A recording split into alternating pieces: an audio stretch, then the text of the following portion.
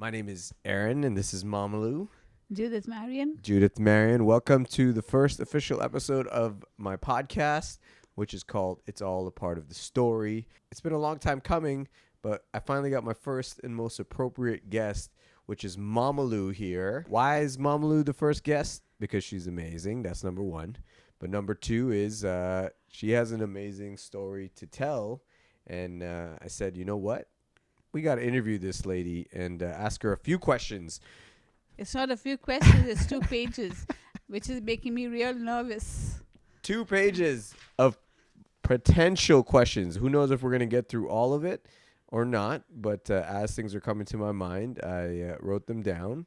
And a couple of questions are from a friend of mine, Robbie, whose family went through something very similar to what we're going through. So there was a couple of questions that he wished he asked his mom. So I'm going to ask you that a little bit later, if that's okay with you. Were you nervous about this interview to begin with? Not really, at least I'm with my son, so it's okay. Not with somebody else. Okay, so that's good. I make you feel comfortable. That's important. That's number one. But why are we doing this to begin with? Is because, Mom, you want to tell them what's going on with you for the people who don't know? Well, I'm having cancer, but by the grace of God, I have no side effects with this new pill that they are starting me on. It's called targeted treatment. The first was immunotherapy, where they target the immune system to kill the cancer cells. But unfortunately, it didn't help me. But I couldn't say unfortunately because it helped me to go through 2 years.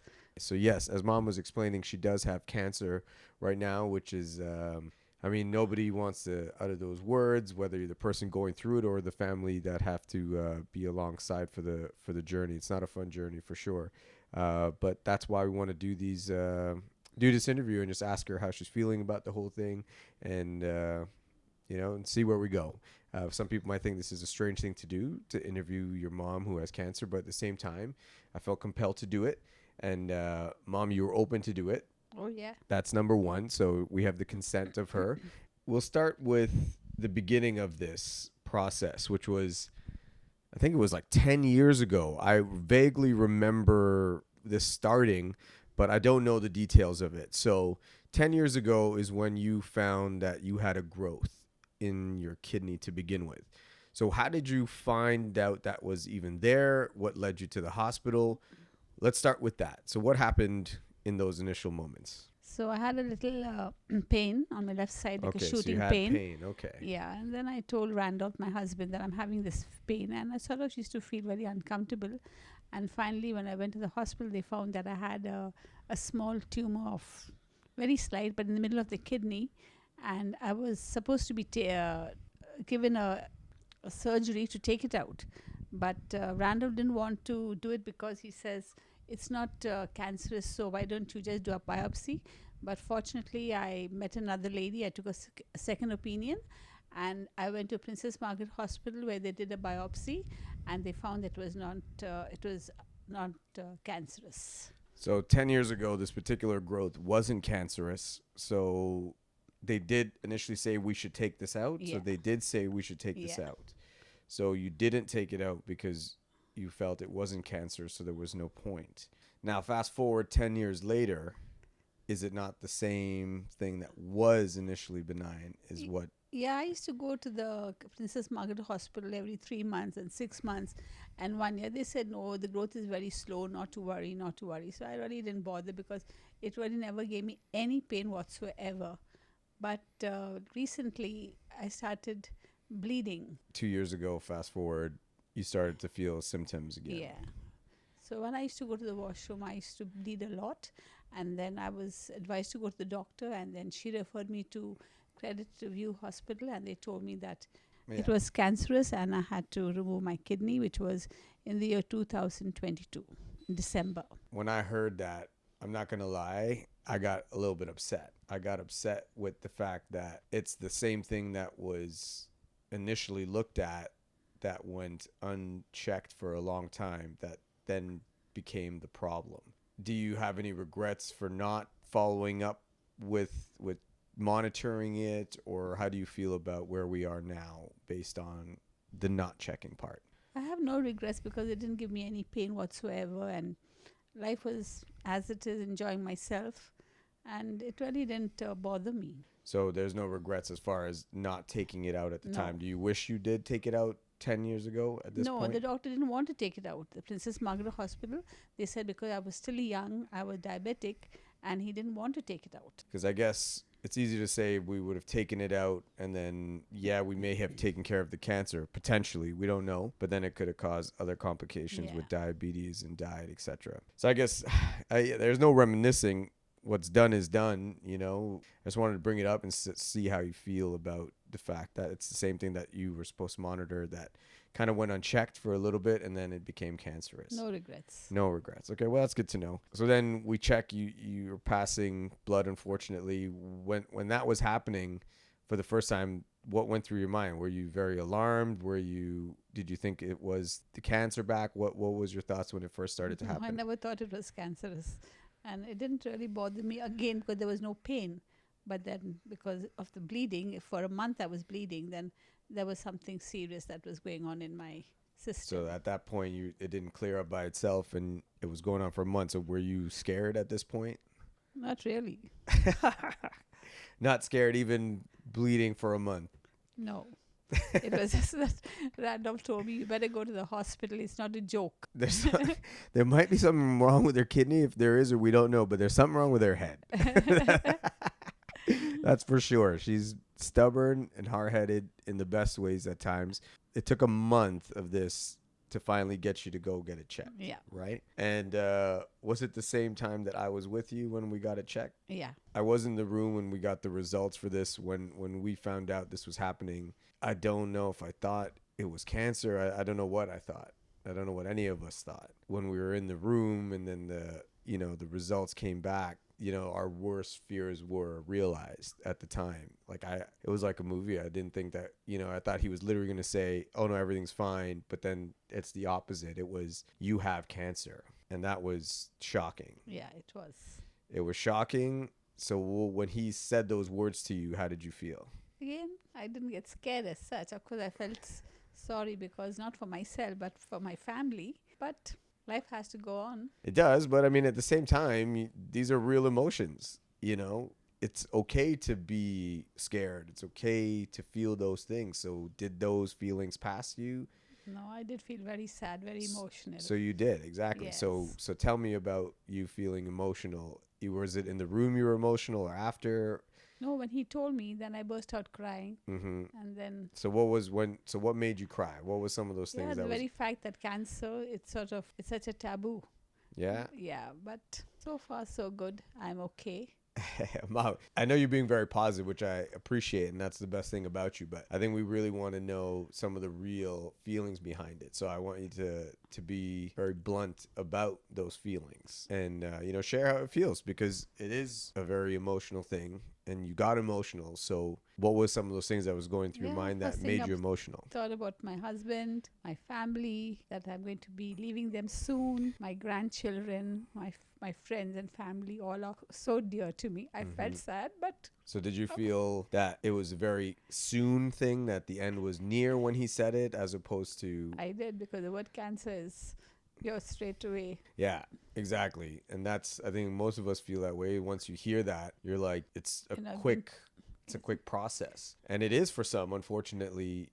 There's people I know who's lost their parents within a year of finding out, 6 months, some of them weeks. Like, each case is very unique. So when we heard that, we also thought that this was, going to be very fast. And we've been fortunate that it's already coming up to 2 years since that day. And one of the scary parts about that was he said stage 4. So initially when you hear cancer, that's already a shocking thing. But then you want to know, which stage are you in? Is it stage 1, 2, 3, 4? That's talking about the progression. Stage 4 means that it's traveled outside of the original place that it's, detected, which in her case was her kidney. But then he said stage 4, and he said it was aggressive. So these are all the worst words that we could hear. Yeah. And I literally was in shock. I still kind of am from time to time. That began the process of what's next. Things got real. So how was it that first night when you came home? Yeah, I was restless, couldn't sleep. So what was going through your mind again when... Again, I'm not going to be too long in this world. So, but I plucked up courage. I said, no, I'm going to fight the good fight. Yeah. And that's what I'm doing. And that's exactly what we're doing. That's exactly what we're doing. So the initial stages was how they say that we were going to attack it. The first thing was to go through the surgery. That was priority number one. Yeah. Even that was really tough, but it was hopeful because, take it out. Cancer's starting over there. That's where it's, originating from. Take it out. We should be good. That's how I felt about it. And leading up to that day, there was a lot of anxiety and fear, and like, this is a major surgery. This is not piercing your ear. This is a taking off the kidney. This is a big deal. The little one. Yeah. This is a major surgery. Leading up to the surgery, were you scared? How'd you feel leading up to it? No, I was not scared. Bye-bye. Everything's going to be all right. Okay, let's go. I'll be 103. Bow, and then I'll exit. Okay. At all, no, because the doctor I was put under was a very good doctor, and I was not scared at all, believe me. I think everybody in this entire process, we are more scared than she is, as you could tell by this conversation. Yeah, the day before, getting prepared, people coming to visit and everything, which was great. Shout out to Matt, brought you some flowers. And then the next day, Dexter came down to surprise you. That was a real surprise. He came for 10 days. Tell you last night, my mom doesn't know I'm here, so we're going to surprise it. What's your favorite nightie you have? Huh? You have any nighties to borrow?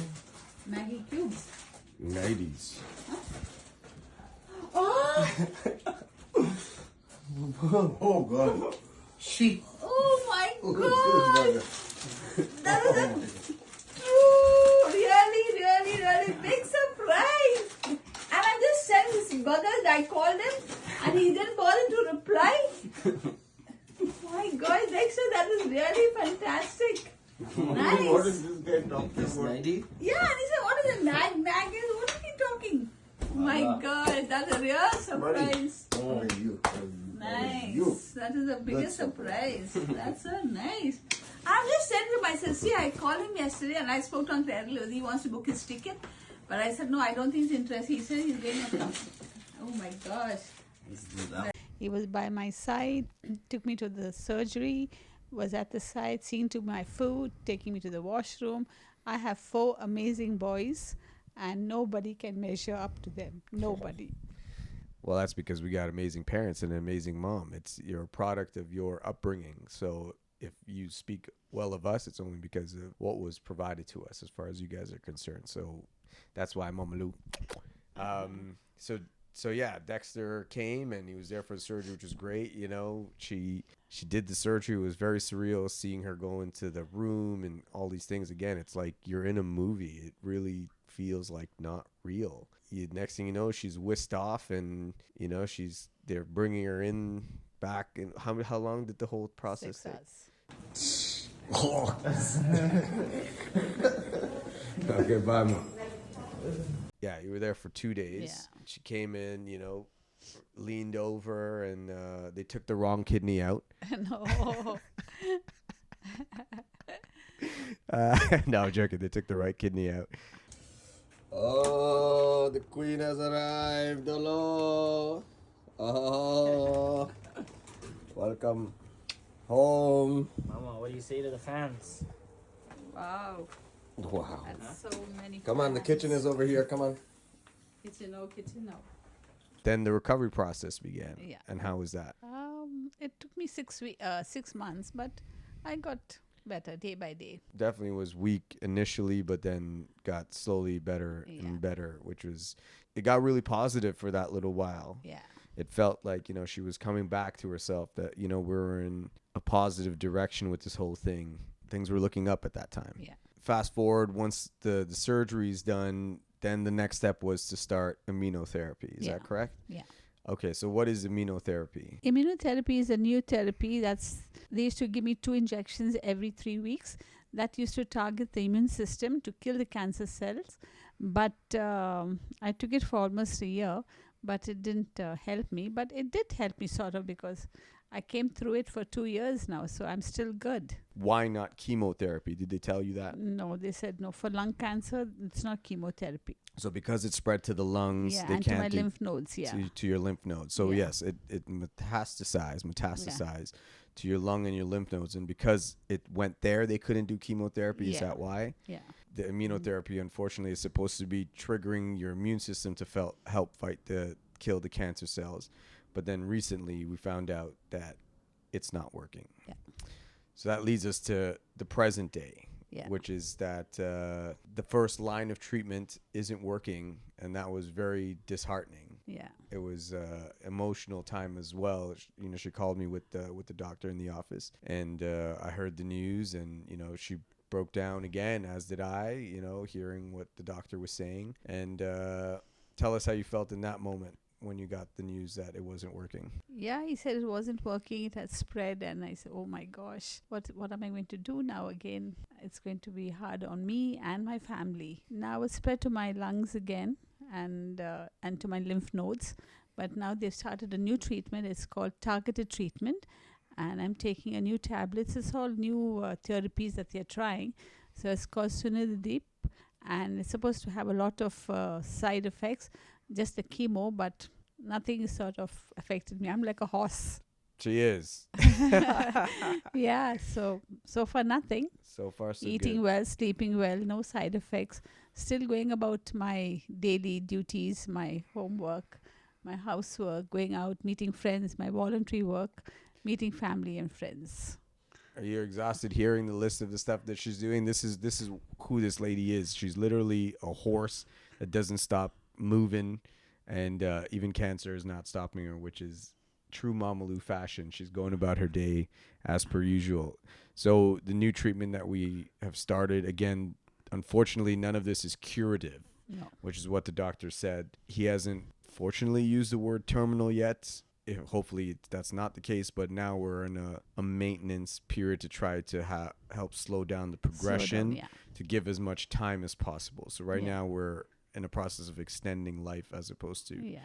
curative. So that's as much as we know as far as the treatment is concerned for now. But as we get it, we'll share with everybody. Yeah. But we're taking everything day by day. But it was, again, for the first time, actually, that things took a negative turn for us. And that's the roller coaster of cancer and treatments is, things are looking good and then it doesn't. It looks good and then it doesn't. So it's an emotional roller coaster for everybody. And, it was the first time that he kind of gave even a prognosis, which was if we don't do the treatment, we could expect 9 months to a year of life, which is a surreal feeling. And again, these are all estimates. Nothing is hard in stone. 9 months could be 6 months. You really don't know. And a year, some people have lasted 2-3 years after that. So again, they can never make a definitive estimate. They just go based on their experience and, go from there. But then hopefully with the treatment that can extend this year and a half to maybe 2 years. And he knows people who have gone on for many years. And that's our hope, is to go on for years and years to come. But we take it day by day. Right, Mamalu? So how are you feeling in terms of your symptoms now? How's your body? How's your mind? No, I'm getting strong. At one point, I was really breathless. I couldn't breathe. I couldn't even walk up a step. But I was put on steroids, and I got even a side effect of very badly. It's called pneumonitis, where my lungs collapsed. Mm-hmm. Your chest was... Yeah. That was really bad. Yeah, very bad. I couldn't even breathe. I had no zeal to live. And so so at that point, what did you feel? Yeah, I just sort of gave up on life. I said, if I'm going to be a useless object to anyone, what's the use of me living? But again, thanks to my doctor, Dr. Munidin from Credit Valley Hospital, and his staff, the people are really, really very concerned and very caring.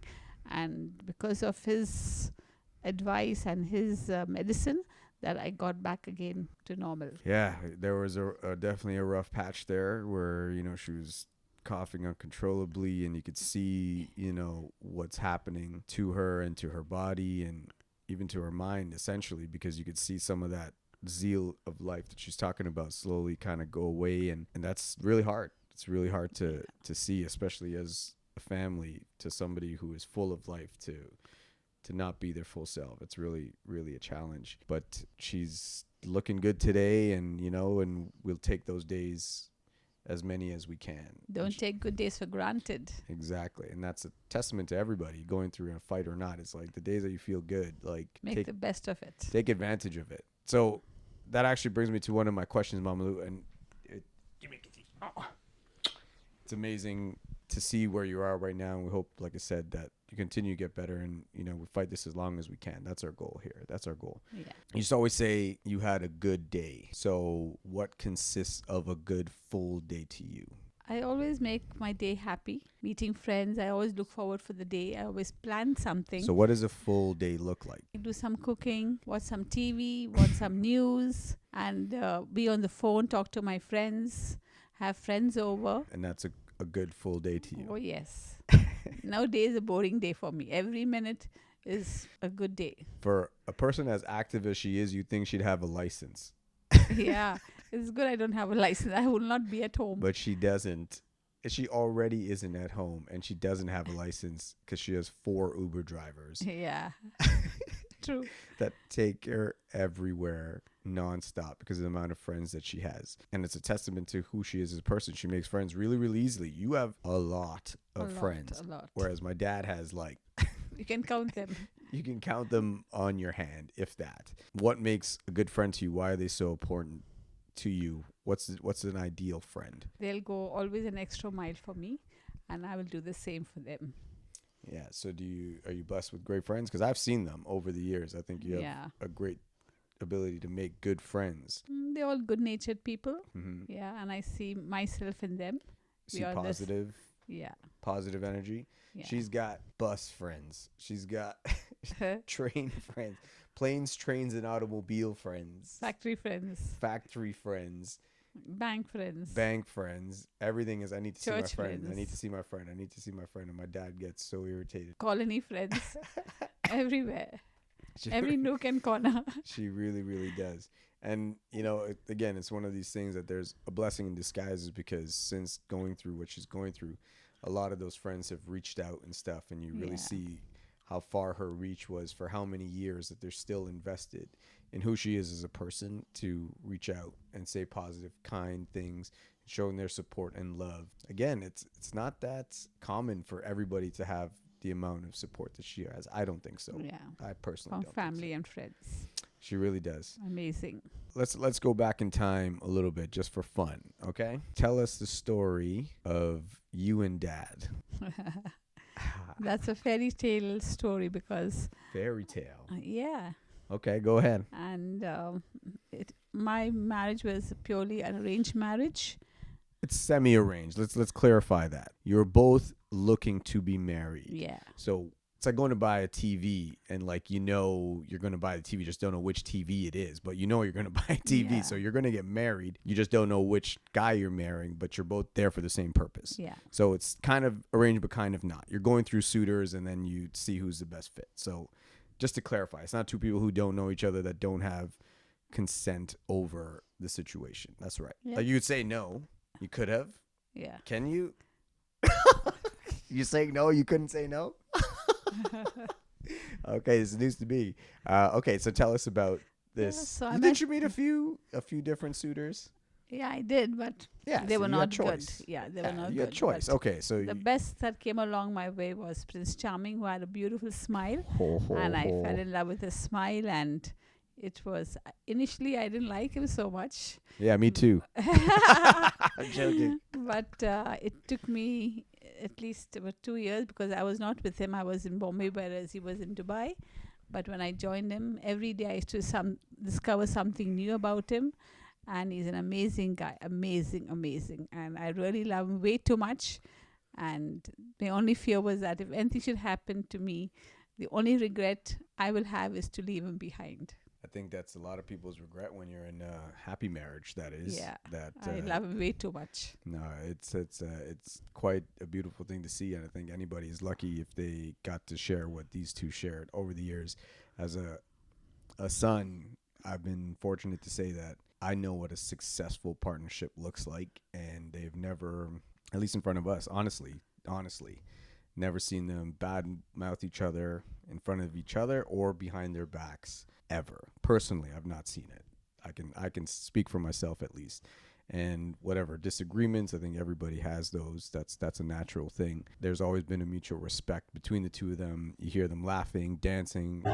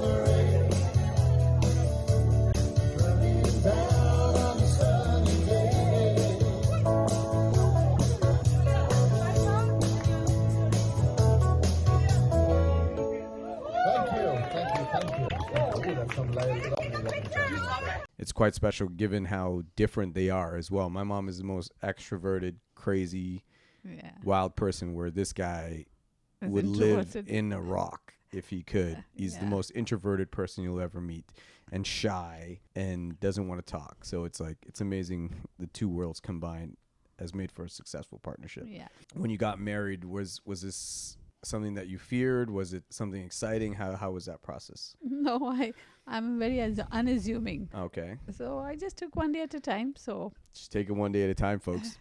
Just get married and take it one day at a time. Maybe we overthink things, right? yeah. So that's good. Okay. And then there was a time that dad almost threw your dad off a balcony. Is that not true? Yeah. So what because my happened dad there? didn't like him. Oh. Yeah, so my dad got Randall got so mad that he caught him, because my dad used to drink those days and used to swear a lot, because sometimes even I swear. And he got so mad that he carried him over the balcony. And then my mother came running. What are you doing to him? What are you doing to him? Then from that time, he had a little fear for Randolph. I'm sure a few of us have felt this way. Not me personally, just saying. Some people want to throw their father-in-laws off the balcony, and my dad almost did. Yeah. Luckily, he wasn't successful. Your mom and dad were very important to you. What was something that was very close to you as far as your dad is concerned? Like something that you really liked about your dad, and what about your mom was so special to you? Oh, my dad was very hardworking for the family. Never used to make us sit. He was always wanting us to do housework. He always wanted us to read the papers, the news. He was very ambitious, and he had a lot of leadership in him. So that's the reason I have some of his qualities. Mm-hmm. But my mom was very soft and very submissive, very God-fearing, always for the church. So I got that part of her. She definitely is a reincarnation of her mom. If you ask any of my cousins, there's a lot of us cousins. She had 6 brothers. Every one of them except one had children, multiple. So we all can say the same of our grandma. She was the sweetest, kindest little woman. I've never seen her swear, yell. She was soft-spoken and hello, my teddy bear. She was the funniest, cutest little lady. And I think my mom is literally a reincarnation of her, and we're lucky for that. We're Thank you. absolute lucky for that. Because you were so close with her, how was it when your mom passed? Oh, I was very close to my mom. I just wanted to see her whenever I came from work. I wanted to see her opening the door. I said, Mom, whenever I come, I don't want you to be out of the house. I want you to welcome me. So I was very, very close. And when my mom passed away, I felt really sad. But I have no regrets again, because she always told me that I was her golden child. I was always with her. So you took it pretty easy, or was it a because very... I was always with my mom. I used to talk to her. Plus, Randolph made me go to Bombay, and I was with my mom when she was sick. So I was with her day and night. I never left her side. So But was that being with her during her hard times, was that helpful and healing for you Yes, for when yes. she finally passed away? Yes. So would you say that that's a better process to see somebody slowly pass, or do you think it's easier if somebody just is there one day, gone another, and you don't see them go through sickness? It's What better do you to be think? with them when they are sick, and being with them then to... So do you prefer that process then, as Yes. opposed to quick sudden Yes, death? yes, So yes. so it's a blessing to Oh, go yes. through that and have people Yeah. take care of you during your hard times. Well, that's good. That's definitely good to know that you've had that experience Yeah. with your mom. You've been through a lot of traumatic events within the family, and that's the beauty and the sadness of family is you get to love them all, but with that, they all have their own flaws and quirks and traits, and life treats everybody differently, and certain things happen to certain people. So based on all the trauma that your family has gone through, how do you stay positive and keep going based on all the stuff that's happened to Yeah, you? because of fond memories makes me stronger, and families always will stay together. So no matter what, we have a lot of good memories. So that keeps me going. How did it feel? So we talked about you meeting dad. How did it feel when you became a mother, and what was the advice you can give to mothers on their journey, like Megan and other moms? So how did it feel becoming a mom? Oh, being a mother is wonderful. It's such a blessing, and all I can say that teach your children the good Christian life to always have generosity, appreciation, and always have gratitude. I think those are fundamental key Yes. traits to teach your kids. And I always hope keep your faith, because when you leave this world, you don't take gold and silver with you. you take you- bronze. No. No, not bronze either. You Okay. only take your faith. No bitcoins. You don't No, take that. no. You can't Only take faith. Bitcoin. Just faith, folks. Nothing else. Yeah. Okay, just faith. Yeah. Going to church, doing good works. Okay, yeah, no, those are good, and I think you've done a great job passing that on, and we hope to do the same. What are some of your biggest wishes for your children? We're adults now, for the most part, at least physically. Mentally, we don't know, but what are some of the wishes that you have Is for that they us? should be good children, good human beings, kind, loving, compassionate, understanding. I don't want them to be something big, but if they're doing good, that's good for me, and have a family and to be blessed with children. Based on that, now you've seen a couple of us, well, Shane and myself. I'm lucky.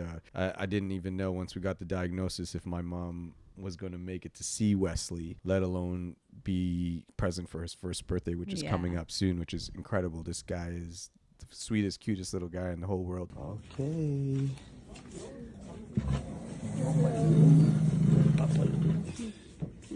Go see him. See. He has no clothes on? He just wrapped.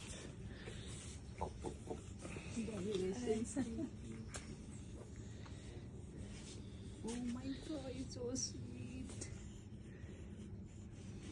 The swaddle blanket. Oh. You see how he looks D's in the pic, eh? Like, I didn't even notice.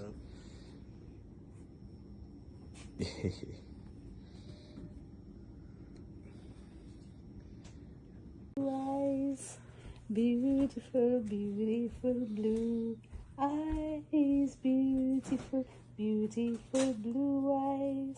I always love blue eyes again. Baby Wesley, I love you. I love you with all my heart. Baby, please grow up a sweet little boy, and always be a sweetheart, always. It's been a blessing. We're very happy. What do you think of Wesley? I thought I'll not make it through, but I made it. We made it, and we've got lots more to go. So yeah, what does it feel like if things potentially don't go well? Okay, this is a very much a possibility. That's the reality. Yeah. That how does it feel to know that you may not see all your kids have kids? I'll see them in heaven. Okay, all right. But I know I don't have to be here, but I know that Dexter will be blessed with a good girl. We'll be blessed with children. I've seen Shane. I've seen Aaron. Of course, Carl doesn't want to get married. He prefers to be an uncle than a father. He's married to the Blue Jays, this guy. Yeah, exactly. He's going to have a little Blue Jay of his own maybe one day. Yeah. We'll just get him a bird Yeah.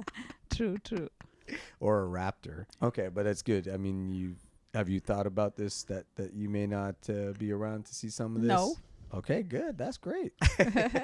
What is one positive trait that each of your child has? Just give us one positive trait that you admire from each of your children. That you don't have anger. At least I haven't seen it. No. And you'll have... that definitely No, exists. I haven't seen. And you'll you'll have a good attitude towards everybody. You don't burn bridges anywhere you'll go.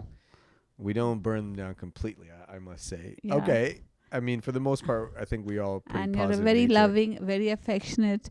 And from the time you're growing up till now, Y'all have never badmouthed us, never, always had respect for us. Yes, that's Always. respect is for sure. We've all had Keys, our that's moments the for key. sure. Yeah. But what about, okay, what's a quality that you think that each of us should work on? I don't think anything. I mean, I'm just trying to be boastful, but no. All right, we're perfect. Thank you. Thank you very much. Thanks for coming out. That's definitely not true. So my friend Robbie, like I said, his mom was in an unfortunate similar situation that eventually she did pass away, 5 years into her battle. And it was a really tough thing for them, their whole family. Love them. Love him and his sisters. They're very close friend of mine. So I said, hey, I'm going to be interviewing my mom who's going through something similar. Is there any questions that you would want to ask your mom given the opportunity, which he didn't? And he asked a couple questions. Can I ask you those questions? Sure. How much pain are you really in? And how can we comfort you so you don't have to go through it alone? And he wants you to be very honest. So how much physical, emotional pain are you really in? Honestly, Aaron, I have no pain whatsoever. It's unbelievable. That's why sometimes I ask the good Lord, what type of cancer that you have given me? I do not have an ounce of pain. Wow.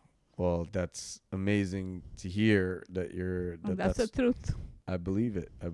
And I hope that it stays that way. Yeah. Because as Robbie was mentioning it, and something that a lot of our parents will do is, they don't want their kids to hear the pain that they're in. Yeah. So they'll hide their symptoms and stuff like that, which can be a little frustrating for the family because they want to help, they want to alleviate some of that pain. So can you promise that when you are in pain and discomfort that you will in fact let us know? Yeah, so sure. we can help you in whatever way we can. Sure. That's how Promise? y'all will give back to me. Yeah, absolutely. And do you have any message for Robbie and his family? Well, I sympathize with him, but as life has to move on too, so If there was one thing you could do with each of your children individually, what would that be? So what would you do with Shane? What would you like to do with me, Carl, Dexter? If you had one day and it's all you had, what would you want to do with each of us individually? What would you answer to that? just spend the time with them Would you have and something specific? tell them all the good things that they did to me. Like Shane was always there for my kids when they grew up. Aaron was always there again for me, and the kids, Carl and Dexter, again the youngest, were always there for me. So There's nothing specific. Like you wouldn't want to go go-karting with Carl. so So like that way. something specific, like spending time, talking, all that is fairly understood. Is there a specific thing that you would want to do with each person? What would that be? Like what would you do with Shane activity-wise, myself, Carl and Dexter? Just be with me. That's it. That's it. Okay, we're not going go-karting. That's unfortunate. Yeah, but they always send me to all the concerts. Okay. So we can go to concerts. Yeah, concerts. Okay, so we'll They always each. sent me to all the concerts, all my favorite singers. Okay, so we'll decide on some concerts. We've been some good concerts. Which are some of your favorite concerts you've been to? Brian Adams, Ooh. Eagles, Alan Jackson, Carrie Underwood, Have you been to Drake? Drake. No, I'm more country and western. You're not hip hop and trap. No, More country. country. I'm a country girl.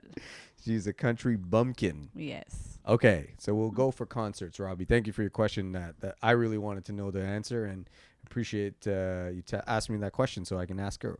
We're going to take you on some concerts as well, and Yeah. we're going to go karting. Oh yeah, I'm ready. Do you have any bucket list items you'd still like to do? No, Not one. no. I just want to go to Lourdes, and Randolph helped me.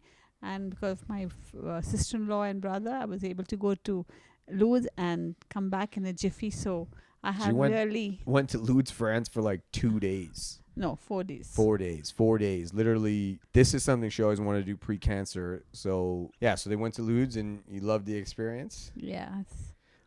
So Lourdes is a place in France that was supposed to be very healing because A lot of miracles take place. a lot of miracles take place, and well, we're looking for a miracle here as well. So Yeah. you feel good once you went. Absolutely. How was going first class for the first time? Oh, it was good. Yeah, would you get used to Oh, that? I had a nice shot of brandy, and for 5.5 hours I slept. I woke up. I said, Randolph, how many hours more for us to land? He said, just 2 hours. I said, wow. I slept for 5.5 hours. Good food. That's the stuff. First class, you got some sleep and some brandy, and they went all the way to France. And what did you guys get to eat? Dosas. Yeah, a lot of Indian restaurants. These Yeah. guys went all the way to France to have dosas. I told them that they might as well have taken the pilgrimage to Brampton instead of Paris. It has saved a lot of time and money, I'm just saying. So yeah, so no other bucket list items? No. Wow. Okay, well that's going to be a lot easier for us. That's good. We're just going to go to some concerts. Have you had any time to sit and think to yourself, and have you had some moments to just cry alone? Have you had those moments, or you've been? Yes, I did. You have? So without anybody there, yeah. How often does that feeling come over you? Not many times, but a few times. But I cried my heart out. But I feel good, and I'm a happy person. I have no fear whatsoever. Most definitely. She really is. That's why I wanted to put this on tape as well. I want everybody to see, like, and she's still, this is not even showing half of who she is as a person, to be very honest. She gets shy. But when the cameras are off, she's like, it's like a circus, and it's the best circus that you could want to be a part of. I got so angry. On the balcony is big window like that. Yeah, he just put him on. My mom came running. Yeah, don't do that, Madam, don't do that. From that time, and then the buggers coming. You think now what is this clothes? 2 bloody shots. The spores they go. And what is this? My dad, no? He used to see that. Then quietly go. And when dad is come to see him, not a mom, you think I bloody didn't notice his shirt? Same bloody 2 shirts. He's coming to marry my daughter. My daughter gets better guys. What is bloody nothing to look at.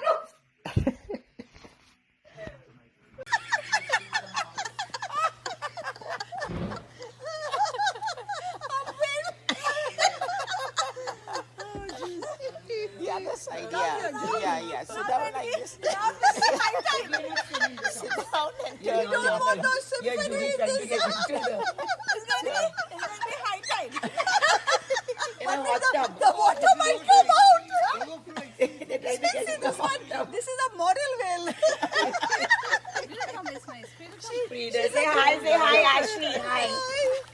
Your brother-in-law working hard. What you're putting us on time. Mari. If anybody has any questions that they'd like to ask Mom, we'll do another interview. What do you think? Yeah, I'm ready to answer them. Okay, we will do that. What's your message to cancer for now? Well, just be positive, stay positive, have your faith, hold on to Jesus, Mother Mary, and your family and friends, and fear not. That's right. Okay. Thank you for the interview. We'll do another one. We'll get some more questions in there, and there's a few that we missed. We went through the 2 pages, but we missed it a little bit. That's okay. Till the next one. Yeah. Okay? Say bye for now. Bye. All right. And check out the podcast. Remember, whether you had a good day or a bad day, it's all a part of the story, and tomorrow you get to turn a new page. Peace. Thank you. Bye. How is that? Nice, nice. That's fun.